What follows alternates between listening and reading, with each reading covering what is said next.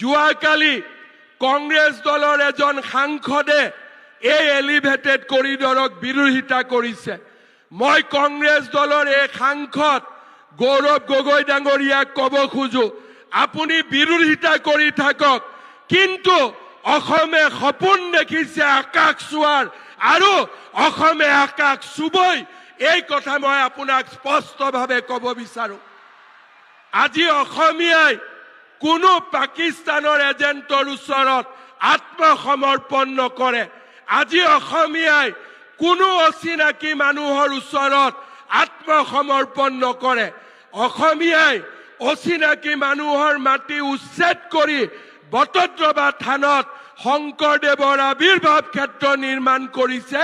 কাজিৰঙাত আজি অচিনাকি মানুহক উচ্ছেদ কৰি আমি এলিভেটেড কৰিডৰ নিৰ্মাণ কৰিম। এয়া হৈছে নতুন অসমৰ স্বপ্ন, এয়া হৈছে নতুন অসমৰ দিগন্ত, আৰু সেইবাবে আমি সকলোৱে আজি মোদী ডাঙৰীয়াৰ নেতৃত্বত আত্মবিশ্বাসী, অটল আৰু আমি অবিচল যে আমি অসমক নতুনকৈ নিৰ্মাণ কৰিম।